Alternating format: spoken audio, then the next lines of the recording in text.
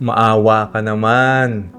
Ako po si Father Fiel Pareha at ito po ang ating segment, ang Daily Devotion, na kung saan tayo po ay magdarasal, magbabasa at magninilay kasama ng salita ng Diyos sa buong taon. Manalangin tayo. Sa ngalan ng Ama, ng Anak at ng Espiritu Santo. Amen.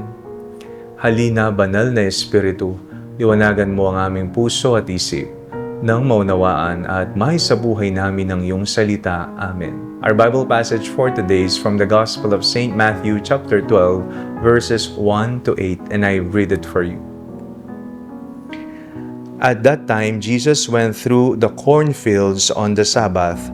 His disciples were hungry, and they began to pluck heads of grain and to eat. When the Pharisees saw it, they said to him, "Look, your disciples are doing what is not lawful to do on the Sabbath." He said to them, "Have you not read what David did when he and his companions were hungry?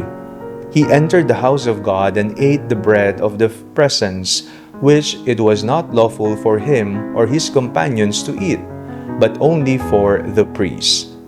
Or have you not read in the law that on the Sabbath the priests in the temple break the Sabbath and yet are guiltless? I tell you, something greater than the temple is here. But if you had known what this means, I desire mercy and not sacrifice, you would not have condemned the guiltless. For the Son of Man is Lord of the Sabbath." May mga pagkakataon po na madali tayong humusga sa kapwa. Aminin po natin yan. Kapag may nagkamali, mabilis tayong magsabi, kasalanan niya yan. Kapag may hindi nakaabot sa ating inaasahan, agad tayong naiinis. Minsan, mas napapansin pa natin ang pagkukulang ng iba kaysa ang kanilang pinagdaraanan. Napakadaling maging mahigpit sa kapwa. Ngunit kapag tayo naman ang nagkamali, umaasa tayong tayo ay mauunawaan at mapapatawad.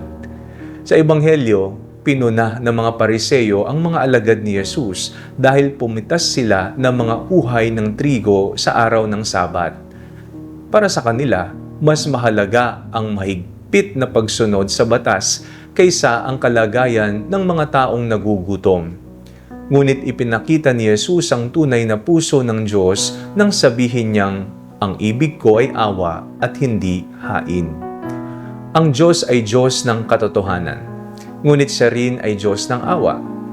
Hindi niya binabaliwala ang kasalanan, ngunit lagi niyang inuunang iligtas ang tao kaysa kondenahin ito.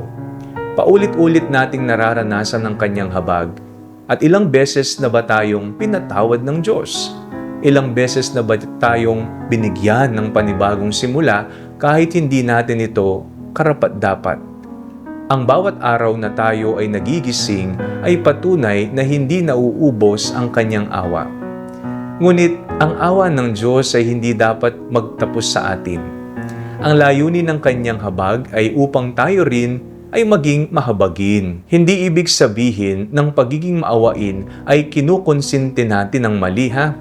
Ang ibig sabihin nito ay pinipili nating mahalin ng tao habang tinutulungan siyang bumangon. Yan ang ginawa ni Jesus. Hindi siya naging bulag sa katotohanan, ngunit hindi rin siya naging bulag sa pangangailangan ng tao. Kaya bago tayo humusga, alalahanin natin kung gaano tayo kinaawaan ng Diyos. Ang pusong laging nakakaalala sa sariling karanasan ng habag ng Panginoon ay nagiging pusong mas maunawain, mas mapagpatawad, at mas maibigin sa kapwa. Ang taong tunay na nakaranas ng awa ng Diyos ay hindi nabubuhay upang humatol, kundi upang magmahal. Ang habag na tinanggap natin mula sa Panginoon ay dapat maging habag na ibinabahagi natin sa iba. Manalangin tayo. Panginoong Hesus, salamat sa iyong walang hanggang awa sa amin. Turuan mo kaming maging mahabagin tulad mo, upang ang aming mga salita at gawa ay maghatid ng pag-asa, pagpapatawad at pagmamahal sa aming kapwa. Amen. Sa ngalan ng Ama, ng Anak at ng Espiritu Santo. Amen.